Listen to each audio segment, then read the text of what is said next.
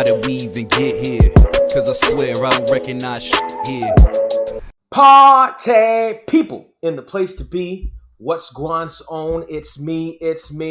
I just got finished watching Jingle, Jangle, A Christmas Journey. The question on my mind over the last couple one of these have been, is it possible for us to have a Black Christmas classic? There have been quite a few Black Christmas movies that have permeated through Hollywood throughout the years. We reviewed just a couple of them here on the show.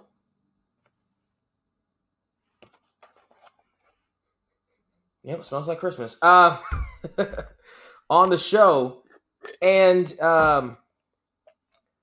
quite honestly, we hadn't gotten one up to this point. We had This Christmas, which, I thought was aight for what it was. We had Best Man Holiday, which fell short, really, in a few different departments.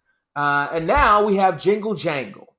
There's also Last Holiday or some shit with Monique that I saw on Amazon Prime.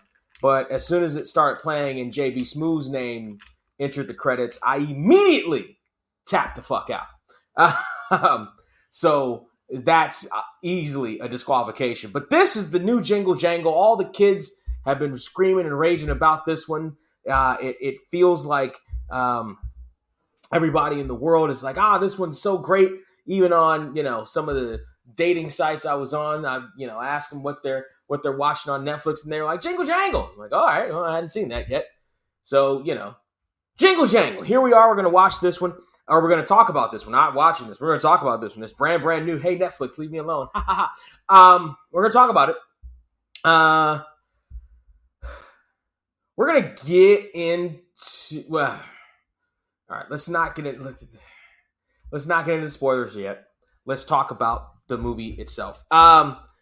So the movie is going for Black Christmas Classic, and it'll eventually be given that status pretty quickly. Whether or not it deserves it is another question entirely. We got Morgan Freeman. I'm looking at his name too, and I don't know why I said Morgan Freeman. We got Forest Whitaker. Jesus Christ. Not the same person at all. Nowhere near the same person. Oh, the nog is strong tonight. We've got Forest Whitaker, Keegan-Michael Key, Felicia Rashad, and other people in this one. Here's what I can say that's spoiler-free. The child actress, essentially the lead in this one, Madeline Mills is her name. Her name is Journey, the character's name in this movie. She is extraordinary. She is what all those years of child acting and pageants and all those other things that people may have looked a certain way at. She's in like Broadway classes and stage moms, I'm sure, and such. She is the end product amalgam perfect world version that they've all been striving for up to this point. This is her. She is the prototype. She's the new prototype now. So all child actors have to follow her template. Otherwise, they're not doing their shit anymore. There was that one chick from Blackish who was producing movies and stuff like that. People ain't talking about her anymore. They're going to talk about her for a while. She's very good. She's super amazing in this. It's almost scary how amazing she is. The closest thing I can think of in terms of child actresses is Dakota Fanning, except if she could sing, like Broadway sing, like big belt outs, these, big Broadway musical number singing. That's what it is. In terms of the music, and I can say this without doing any spoilers, in terms of the music, it feels like Hamilton at Christmas time. It feels like they decided, they just looked and saw Lin-Manuel getting all the money and jobs and everything. It was like, yeah, we're just that. that with a Christmas tree. Just do that. So that's kind of what they did, particularly with the songs. We'll get into that when we get into spoilers. There were a couple of songs that weren't earned yet, or that weren't earned when we got to them. There were some that were. There were length issues for me on some songs. I understand what they were going for. Overall, the whole thing is 2 hours. There are definitely some scenes that feel like they are working every bit of that 2 hours and then some. And then to come find out, looking at it's only 2 hours, it's, there are some things. We'll get into those when we get into spoilers. I will say that the acting, particularly from the vets, as you would imagine, are, right up to par. Forest Whitaker, again, showing us another side of him that, if you didn't know, now you know. Forest Whitaker is a national treasure. Him and Morgan Freeman. But Forest Whitaker's who we're talking about. He's a national treasure. There are different points in Forest Whitaker's career that I was like, oh yeah, he's that guy. He's that dude. Like Hollywood, I think at this point, it typically wants you to remember that stupid CSI or not CSI, the other one, the Criminal Minds, that stupid Criminal Minds spinoff that he and Janine Garofalo did, as opposed to all his other legendary work. But the dude has many, many facets. And he's showing him again here. Felicia Rashad is Felicia Rashad. What you gonna say about Felicia Rashad? What can you say about Felicia Rashad? She is the one. She's always been the one. We talked about that when you saw her guest appearances on A Different World when we were doing the drinking game. She is the one. And she brings it here too. Again, though, it's one of those things where the child actress, Madeline, she gets on screen and you can't take your eyes off of her. This is a movie about an inventor. It's like they made her in a lab. It's like they invented the perfect child actress, right down to, the ears that sometimes almost look like elf ears, but like in a cute way, like it's to bring you into the Christmas, like to try to yank you into Christmas, and then and with the eyes, and they had the perfect hair on her or whatever. I'm sure it was a wig, just to save time, but everything about her is just designed. This is like all the child stage moms and producers and shit just sat in a lab, put sugar and spice and everything nice and all that other shit in, and out came her. So excellent casting, great casting in terms of that. The story isn't bad. The story is pretty good, which we will eventually get into. I guess now is a good enough time to get into it. So spoilers from here on out. If you don't want to hear spoilers, you can come back to the video at the time stamp here. At that timestamp, this whole timestampy thing right here is where you go. All right, we're done with. All right, cut it, and then 3, 2, 1. So this movie, I shouldn't have done that. I just lost all the children. I can't even watch this. So this movie, the very first thing I remember about this movie and made it a point to write it down is they did not earn that first song. They start off essentially kind of out of nowhere. So we start off with 2 kids that aren't in the main story, but they're going to be told a story by Grandma Felicia Rashad. So the little girl looks in the fire. She says, "You see it?" And the little boy says, "No, it's not there." She's like, "Oh, I guess you're right." And then Felicia Rashad comes in and asks them what story they want to be read. And the little boy says, Night Before Christmas. Before Christmas. And the little girl is like, "Oh, yeah, I guess that's all right." And Grandma Felicia knows, well, she's got to believe the magic is losing. So let me tell you this other story of Jingle, Jangle. And the book comes all steampunky to life and everything. I'm sure Becky Lynch is watching this a million times over, just for herself, for no other reason damn her kid, she's watching this for her. So Felicia Rashad starts telling her the story of Jingle Jangle. And Jingle Jangle, before she really tells any part of the story, like, so we go into the Imaginarium that Jingle Jangle runs, and people are looking at stuff, and it's, this big FAO Schwartz on steroids, crack, Willy Wonka land. And so Jangle gets a package, and it's the missing ingredient for his big invention, and he sings a song about it for like 5 minutes, and it's a big Broadway hit. It's tearing everything down. I was gonna make it now. I'm gonna make it now. He sings to his wife, who's played by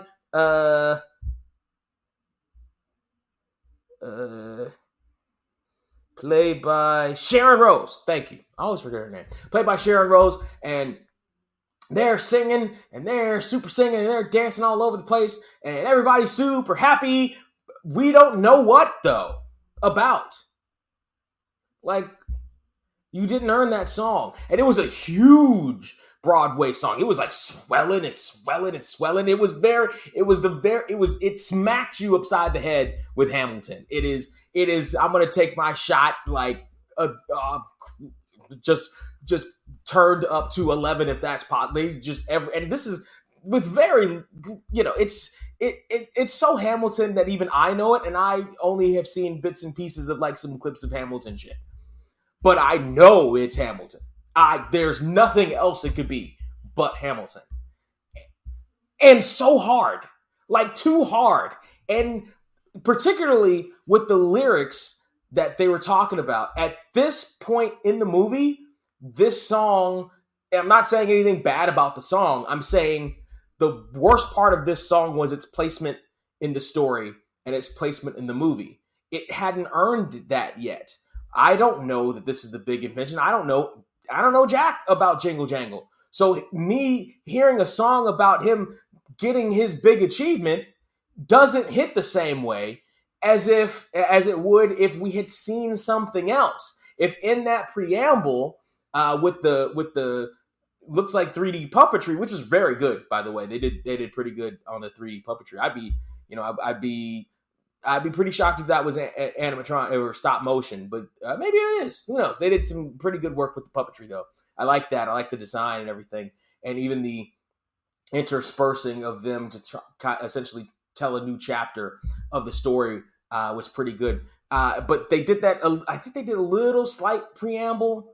They did a slight small preamble with Jingle Jangle before they got to the live action Jingle Jangle, and that song, it was just wrong. It just didn't deserve to be where it was, for as big and as loud and as bombastic as it was. It didn't deserve that placement, and it didn't deserve that tempo, that feel of that song, that spot in the story. I can't feel anything with that.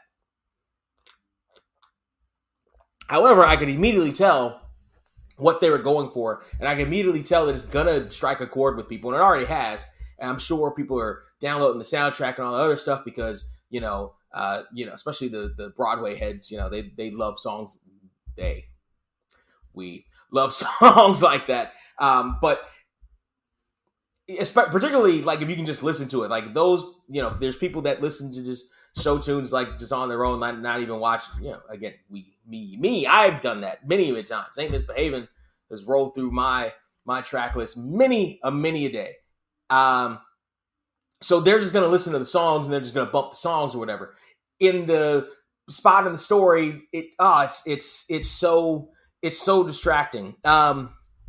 So all that happens. Jangle's apprentice, Gusterson, is essentially being ignored by Jangle. Super ignored by Jangle. Like, and to the point where, because he's celebrating his victory. He's celebrating, him getting the missing ingredient. He's celebrating with his wife and his child, and they're celebrating that and ignoring the apprentice and doing it on purpose, or seemingly doing it on purpose. They essentially ignore the apprentice. Now, at a certain point, not necessarily abusing, but like just, hey, I'm so great, and then just, there's like the high school cheerleader or the high school team in, some teen comms just, yay, and then they accidentally, or not even accidentally, just inadvertently, step on the geek who, you know what I mean? They step on the geek protagonist in the story, and we're supposed to feel bad for him. Same thing here, or at least that's how it felt. Like, I felt bad for him, right? It turns out he's going to be the bad guy. So Jangle, the magic invention, is this thing that this potion that brings dolls to life, and he puts the potion in the little robot, played by Ricky Martin. Apparently, he's a matador, and he's so vain about himself, and he does a little dance and stuff. And that was actually a pretty good song that he did there as well. I kind of like that. I like the what I was watching, etc. Out of the doll, though, at this point, they hadn't established anything with Django, his wife, or his daughter in terms of character. I didn't know anything about, well, except for Jangle, I didn't know anything about the wife or daughter. They seem to come in as almost empty husks at that point. There's nothing, just a small thing, just like one line can get you attached to certain characters. They didn't necessarily do that. I guess that first song was supposed to be that, to make you connect with the wife, kind of cheering him on or whatever. But again, the placement and how it hit was so off that it didn't connect with me the way it wanted to connect. It wants to heavy-handedly connect. Like, I'm not one for the heavy hand. Like, you got to earn that shit with me, and it didn't at that point. So doll comes to life. The apprentice comes in, sees the dolls come to life, and is, oh my gosh, professor, that's incredible. And then the professor tells him to clean up while he and his family go celebrate again. And so he's sitting there cleaning up, and the doll's like, hey, the doll's upset. Ricky Martin's mad because Django wants to make millions and millions of him. He's a prototype. They want to make millions and millions of him, and the doll is a vain matador, and he refuses. He doesn't want to be. He wants to only be one of a kind. He wants to only be the one and only version of him. So he sees how Gusterson was just cast aside by Jangle, and he convinces him to steal not only the living doll, but all of his plans for himself, right? And you got to remember, this is in like steampunk times, so there's no such thing as like cell phones, and like, it seemingly, I would have imagined that the patent office would have existed at some point. Like, are we to say that he didn't want to tell them what he had so that other people could see it? Maybe we'll go with that. And actually, that's a halfway decent argument to make for that. So we'll just leave it there.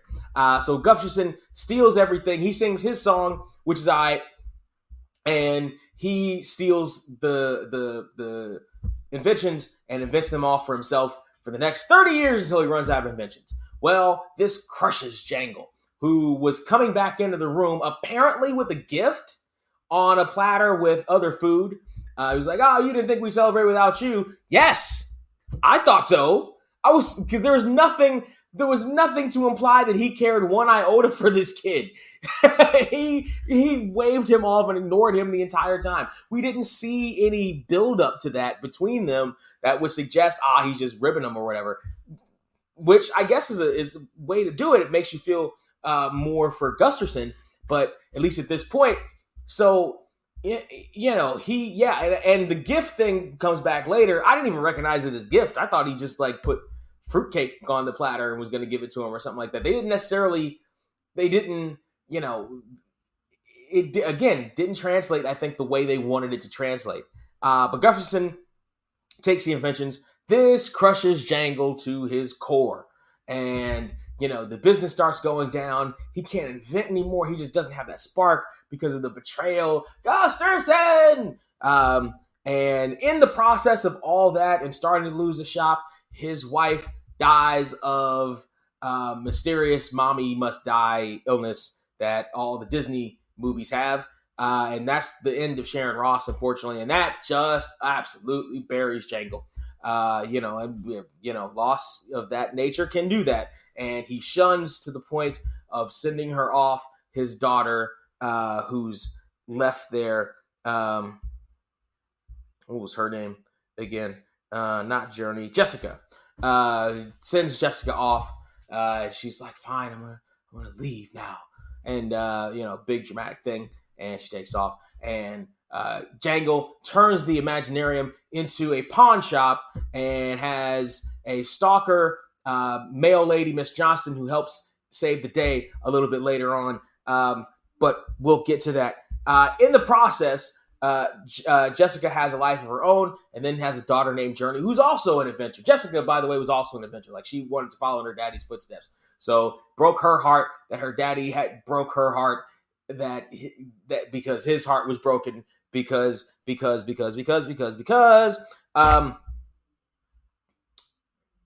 the stalker male lady, Miss Johnston, makes a point and an entire song where she tells another autonomous human being to smile. She has the nerve, the privilege, the gall to tell Mr. Jangle to smile. He's a grown-ass man. He'll smile if he wants to. Don't tell him to smile. And he's very grumpy about it, too. This was another song, and this was where I really started to see the pattern of these songs. They're kind of long. Kind of longer than they necessarily need to be to get the point across. And all of them seem to be the same length. Like, I would imagine they all seem to be, pretty meaty, chunky audition songs in stages all over the country. If we ever get stages all over the country anymore. Like, these are, these aren't, this ain't, some car jingle. Jingle. This ain't some, you know what I mean? It's not that. These are all meaty songs in this movie, and some of them might overstay their welcome a bit. This one with the backup singers, and Jangle even brings up the backup singers that eventually just come in. Like, she brought her own background singers. Like, so the fourth wall's definitely got a hole in it. It's not broken, but it's got a hole in it. And a hole that will come back later, so we'll have two holes in it. When it establishes the background singers. Yeah. So Miss Johnston, we're going to talk about, and I know we're at the point where, we're not talking about problematic figures anymore. But if anybody wants to talk problematic figures, you got to be talking about Miss Johnston in this movie. She damn near rapes poor Jangle on many occasions. She tries to molest him so hard on many, many occasions. And at a certain point, not seemingly, she did help save his granddaughter. She did drive him up there and help save his granddaughter. So Jangle, to thank her, has mistletoe after she tried the mistletoe trick. That didn't work, and she acted totally like, insert evil name of an incel. She acted like an incel and was so upset, and she threw a little temper tantrum. So if you're gonna write these articles, make sure Mrs. Johnston is in these articles. Is all I'm saying. Jangle eventually kisses her with the mistletoe on the cheek. She comes in the seat of her car, just right there. So, like, if you're a child and you don't know what orgasms are, you will after you watch this, because she has one on screen. It was quiet, but she clearly has an orgasm just from a kiss on the cheek, is all I'm saying. Jangle better snap on that, because, he can blow in her direction and get her to come. Like that, take a woman like that. Take them. The super sensitive ones, you feel like a god. Are you kidding me? Damn right, baby. Damn right. Baby, don't make me blink. Don't make me blink over there. You know what that does to you? Makes you feel like a god. Makes you feel like a king.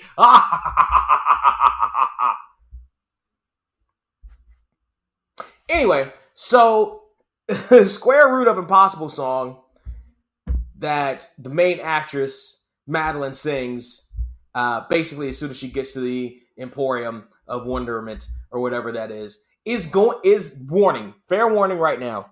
It's going to be played at every elementary and every middle school graduation until the end of time.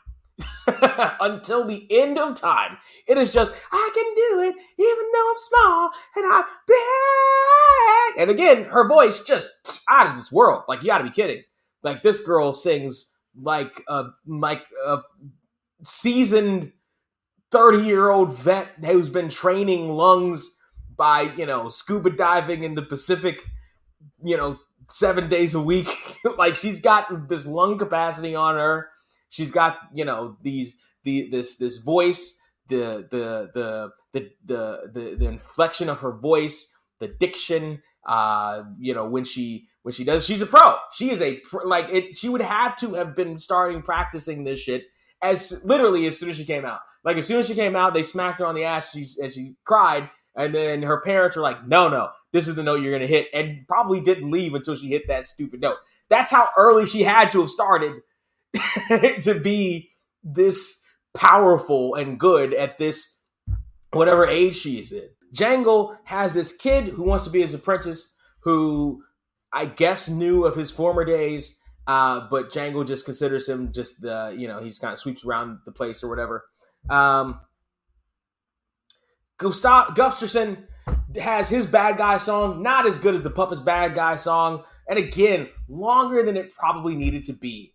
Keegan-Michael Key is good. Keegan-Michael Key has a couple of lanes. He's got sketch comedy lane. He's got just playing a normal guy on stuff lane, like he did in that Best Friends show that he had with Fred Savage. And I can see why they booked him. I can see what they wanted to do with him. And I would be lying if I said he didn't hit the comical villain note quite a few times. There were a couple of times in this song, and this is what I was talking about with length. It was near the end, really, of this song that I was like, all right, they can pull back on this a little. Like, they could have maybe edited these last two ad-libs out, and it would have been French Kiss or Chef's Kiss. But they didn't do that, and they probably should have done that. Again, it's not the problem with these songs isn't necessarily even the songs. Like, they hit. It's kind of they overstay their welcome, really, and this one certainly overstays its welcome. But he has this latest invention, which was actually just his. It was his original invention, but the problem was there was an issue with it. There was some calculation that he wasn't making, and Jangle was. He asked Jangle for help over and over again to try to get it to work, and Jangle told him to do a couple of things, and then left to go celebrate with his family, and that's part of why we see him, part of why I see him, why Gustafsson starts, singing, and why I see Jangle is kind of a dick in the beginning of the movie. It's like, help the kid out. Like, I get it, but this is super important to him as well at this particular point. So Gustafsson's original invention has the same problem it had originally. So, he's got this big presentation where he's talking about, I'm the shit, and it just falls. The invention works for a while until it gets hit, and then it falls to pieces. So then now he's got to try to claw his way back, and so he decides that he's going to try to steal anything from the original inventor from Jangle to try to get his business back up. And for whatever reason, he's got a telescope over there, and he sees where Journey and the apprentice kid find this long-lost invention that was originally Journey's mother's invention, Jessica's invention, Buddy 3000. And I'd be surprised if they didn't want to get those on store shelves immediately as soon as they saw that. The producers of the movie, not the characters in the movie. So Buddy 3000 doesn't seem to work. It's kind of old. They put in the battery, but the thing that makes it work is belief. She believes in it, and it goes and it flies all over the place, and it has magic that makes other people fly, the people that believe in it. And so Keegan-Michael Key sees them flying and in the thing through the glass in the laboratory. And so he's like, we got to go to figure out what they got over there. So he asks Journey, but Journey rebuffs him. She's too smart for that. Then he finds the apprentice kid and forces him up into the laboratory and steals Buddy and the plans. So at the new presentation, Buddy doesn't work. And we figure out why it doesn't work. So all the flying around the laboratory, he worked because the kids believed. Then he started to slow down and stop working because Jangle was coming up, and Jangle hasn't believed in 30 years. So, he hasn't believed since Gusterson screwed him out and his wife died. So he didn't have any belief. He had so little belief. He had a vacuum of belief, and it was draining all the belief, hope, and magic from Buddy 3000. So essentially, that's what happened at the presentation. So even though Keegan-Michael Key saw it and believed in it and knew that it could work, the other people had doubted Gustafsson at this point because of the failure of the last time. And so they had no belief, and their lack of belief may have probably counteracted his belief in it. And then the fact that it didn't work made him not believe in it. I'm assuming that's the logic you have to take with this. So he was going to dish it off into the wasted products bin and have it crushed. That's where Journey and the apprentice kid come in, and they see it.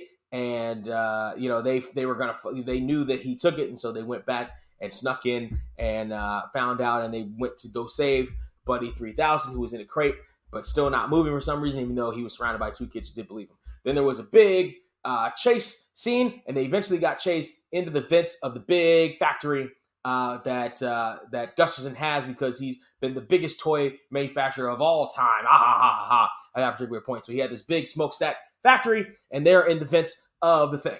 Okay, that's how they got in through the fan. So they accidentally start a fire in this room that apparently had so much hay in it, right next to a gasoline lamp, or not even gasoline, a fire lamp or whatever it was.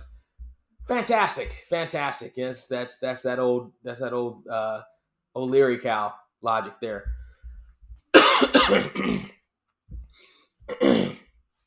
So now they're stuck. This is the point where Psycho Mail Lady brings Jangle to the factory because his granddaughter's there.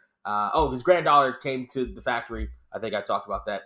He wasn't really warming up to her, but then found out that she's an inventor too, and she can see the way he can see, where she does this and all the imagination does that in her head. So now he's trying to get close to her again, and they do a calculation to get them out of the vent. And that's where the computer graphics really went all, like, I get it.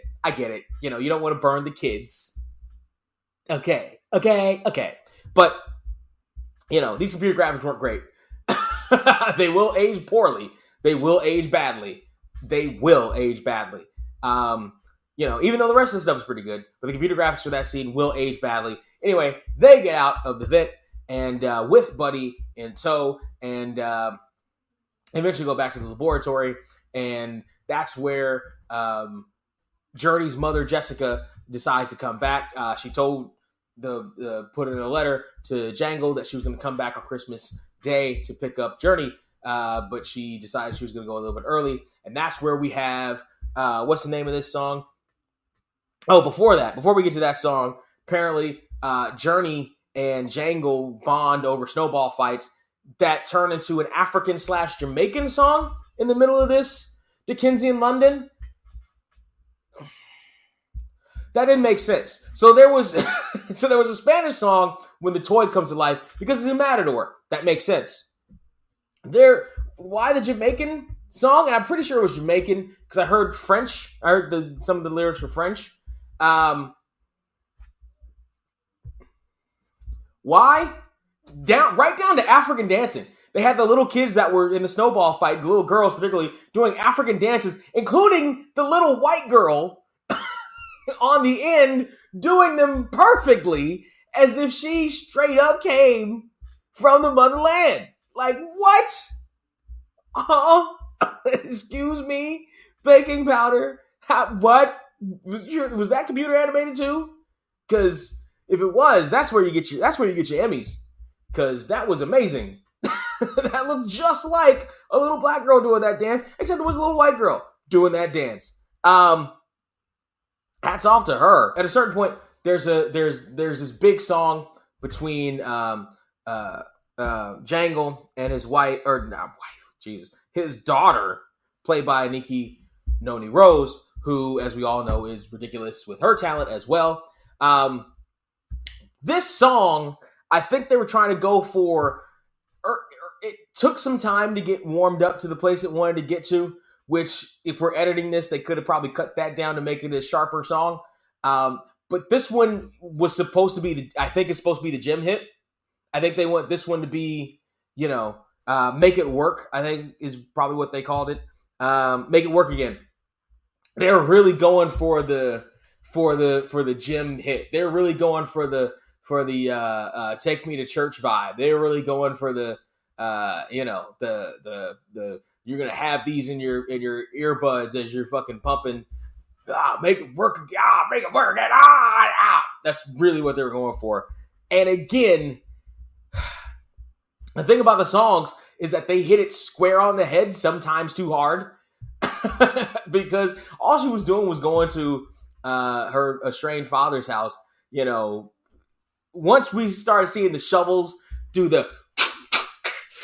doing that, she was like, is this necessary for this? Like, okay, I can kind of see the emotion that they want to go for, but they didn't have to make it like it was going to be this big fight. They didn't have to make it like, you know what I mean? Like the kind of tempo, the sound of it was kind of like the song you would hear on a Creed movie.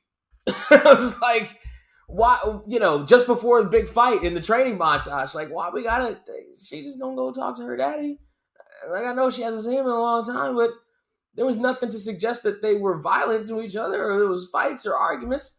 He just, he was just too sad for her to be there. She wasn't, she was just sad. He was just sad that time, okay. So they did that song. And then they decided they're going to stay up to keep to fix Buddy 3000 for Journey, and they do. And Belief makes him come to life again, and gives Jangle his life again. And the banker comes, who originally was going to foreclose. And he's like, "Oh, this is stupendous. So I'm going to give you all the money you want for the rest of your life." Ha ha ha ha! And then everybody sees it. Before that, Gustafsson Gustamanovich comes in and tries to steal back Buddy 3000 with the cops, but Journey was smart enough to put a watermark on the blueprints, so it's property of Jangle, and he's going to jail now. And in the end credits, you see him in jail. And the doll, pleads for his life. He pushes him off, and he pleads for his life in front of Jangle. And Jangle's like, "Sure, you're now going to be sold by the millions after I reprogram you," and he shuts him off. Meaning that he knew that he could shut him off, and probably Gustafsson didn't know he could shut him off. Which is weird, because it was probably in the plans. Oh, never mind, because the doll made him throw away the plans so that he could still be the one and only one of his kind. But he ends up getting shut down, and Gustafsson goes to jail, and then everybody sees the magnificence of Buddy 3000. They start flying in the air, and just like that. And then we come back to Grandma Felicia Rashad with her children, or the grandkids, and the grandkids, and she shows them that she had so Journey has gears and stuff as hair holders, barrettes or whatever, and so she pulls back her dreads and shows that she had the gear. "Huh? Grandma, you're Journey?" "Yes, I'm Journey, and Jangle's Magnificent Emporium exists. So let's all open this window and fly. You can fly, you can fly, you can fly, you can fly, you can fly." Because Buddy comes out and gives them the magic of belief. And they fly, and they fly, and they fly, and they fly, all the way to the promised land.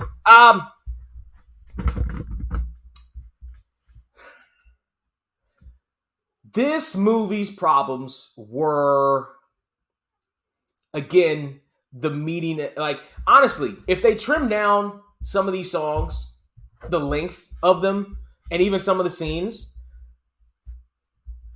I feel like I said this about Best Man Holiday in that review.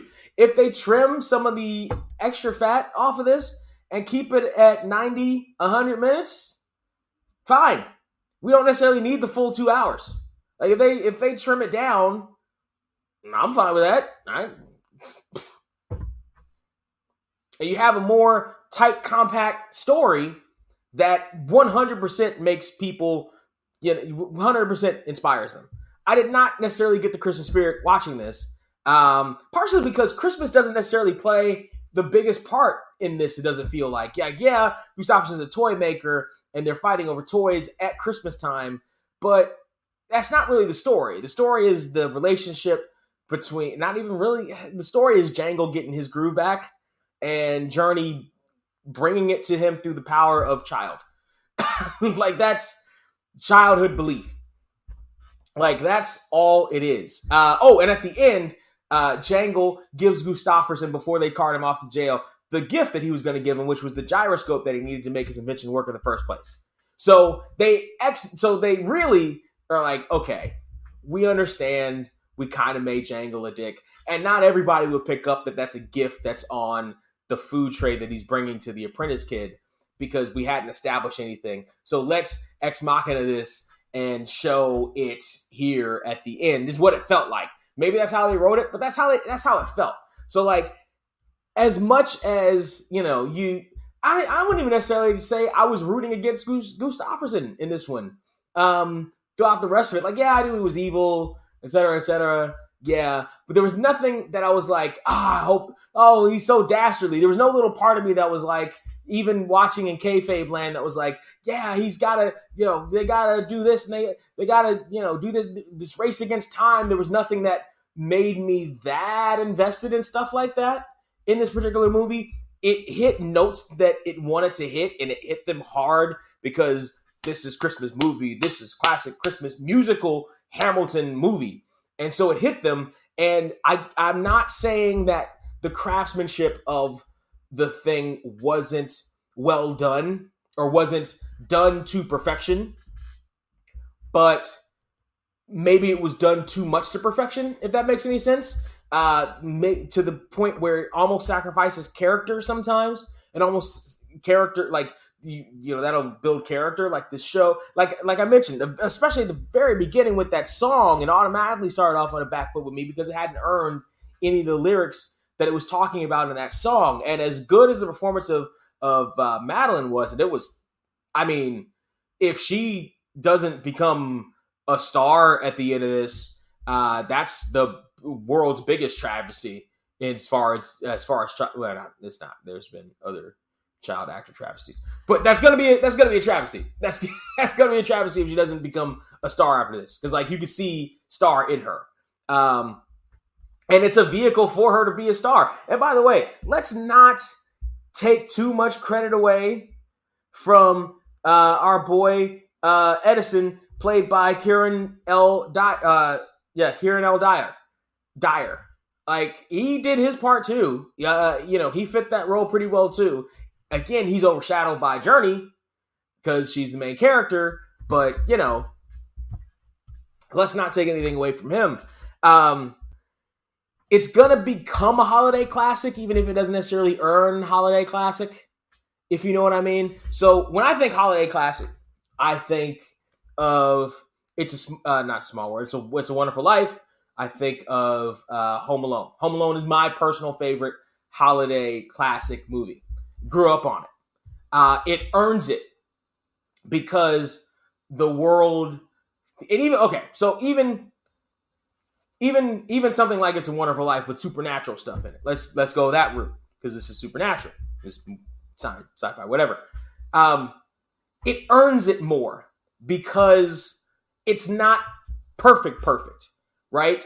You can, you see slight flaws or flaws of the time, like this is the best way they could do it for the time that it was made and done, that endear itself. It's not as glossy and polished as Jingle Jangle is. That's what I'm thinking of. So think of professional wrestling. A lot of people in wrestling, when WWF was building itself up, like WCW more because WWF was too glossy.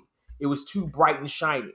Nothing wrong with a bright and shiny Christmas movie, but it assumes holiday classic as it walks in instead of earning it. So you earn it with It's a Wonderful Life by having somewhat of a related, and it does have a relatable story here, but by having, and it has a very affable lead, the same way It's a Wonderful Life does. They're check. Snow, trees, all that stuff. Check. Travesties, tragedies in the character's life, check. Redemption arc, check. The relationship with Journey and Jangle would have benefited more from some of that time back. It was some of that time that was spent on some of the musical numbers. It would have benefited more, and they hit certain marks. She finds, she does a calculation for him, figures out a problem, et cetera, et cetera. They start working on some formulas and stuff. Okay, they start the snowball fight, even with the weird calypso music at the end. All right, they get there. It would have benefited from like one or two more scenes. Take the time from some of those musical numbers that didn't necessarily need the last 30 seconds or the first 45 or whatever, and build it around that to help really build that grandpa-granddaughter connection, even and especially the begrudging part. Like he does a little every once in a while and sends her to bed, undeservedly. But it felt like there was something not quite there. You know what I'm saying? It felt like something that was almost there to give it that authentic, genuine kind of feel to it. But it was glossed over. Really, it was just kind of polished over, and it's not quite there. But that's not to say that this movie isn't good in its look. The design of the world fits. I can tell they kind of did it on something of a budget. So like the world you can tell is big, but couple of locations, it almost looks like a stage, and it always looks like they just built like a sound stage especially to do some of those numbers. Big numbers with a lot of extras, a lot of dancers and stuff. Big, beautiful Broadway, again, Hamilton-like numbers that they did here. But again, maybe too big sometimes. And you can there's nothing to say you can't have big songs in your musicals, but they can't all be big. They can't. If all of them are epic, then none of them are epic. You get a couple, you get the couple of epic, just the big building ones. Then you can have the small little conciliatory one, and they do have a couple of those, but like it feels like too many of the songs are too epic for me. Out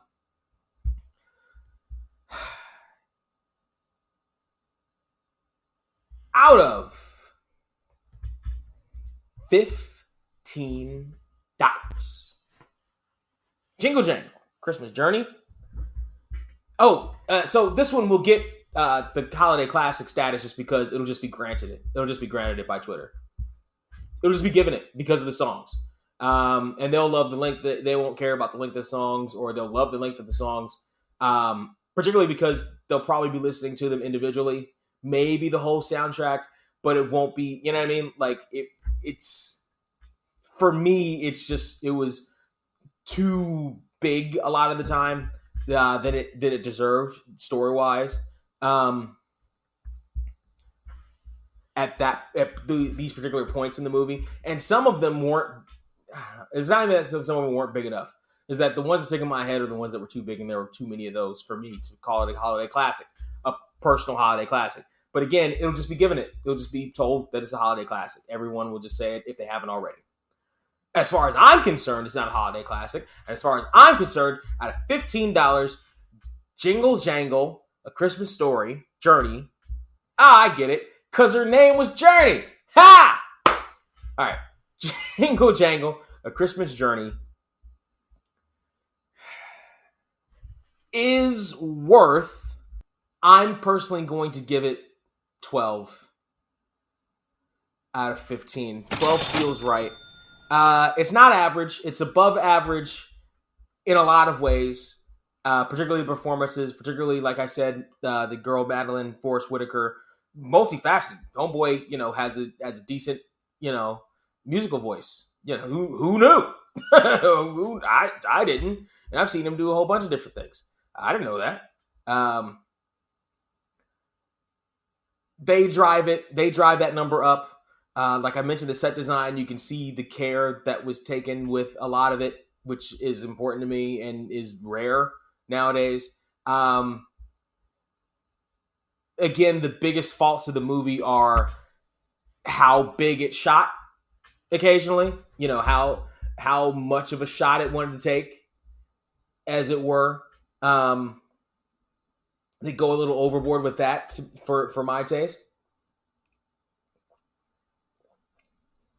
But that's pretty much it.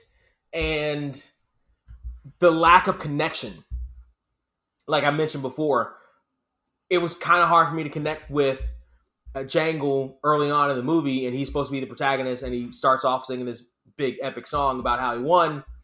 I couldn't connect with him in that moment. And Keegan-Michael Key, a couple instances where it was like, maybe that was a little bit too much. Maybe they edited. Basically, that feeling of they could have cut this scene a little bit, or they could have done this. They could have just kind of shaved this off. Like that kept taking me out of that world that it was supposed to try to engross me in and want to engross me in. It kept taking me out of it. Is why I'll give it 12. That and the other reasons is why I'll give it 12. It's good. I don't think I'd feel comfortable giving it a 10 or less. 11 feels a little harsh. And this is the season of giving after all. I think 12 out of 15. I wouldn't consider it a Black Christmas classic. Again, it doesn't feel, even though it's set in Dickensian London or whatever in the wintertime, for whatever reason, it still doesn't feel like a Christmas movie to me. Lethal Weapon feels more like a Christmas movie to me. I don't know. But it's not bad. It's not terrible. I would probably have to watch it again. If there was some chick I was seeing that was in a musical, she'd, I'm sure, want to watch it again. We'd watch it again, and I wouldn't hate watching it. It would, I may get more acclimated to the thing and to the style they were going for, but just at first glance, it was like, yeah, 12 sounds about right. Like, you know, they could have cut this there, this, that, or the other, and it would have been tighter. And that extra speed, the extra jump, I guess speed for lack of a better phrase, because nog baby. If they had done some more things expeditiously, I'd probably give it a higher rating. This is where you tell me how much you hate me and how wrong I am. This is where you get on your clickety clack machines and clickety clack away that I am incorrect. Where do you do it? Why you do it? Down there in the comments section. You like and you share. Sharing is caring. This is the season of sharing. Ho, ho, ho, and all that rot. Go ahead and share this around if you liked what you heard, and how could you not, because it was a great review. Tell me what you think down there in the comment section. Also, you can follow me in different places. I'm Surreal49 on everything. All my links are down there in the description. I have a podcast that comes out every Thursday. It's called How Do We Even Get Here? You can find it everywhere you find your podcast. Just look up How Do We Even Get Here? See the little cars. That's us. Or go to tinyurl.com/gethere2. That's our YouTube link to the channel. So go there and support. And in the meantime, in between time, for Jingle Jangle, A Christmas Journey. I just got that way late into the review of this stupid thing. As always, ho, ho, ho.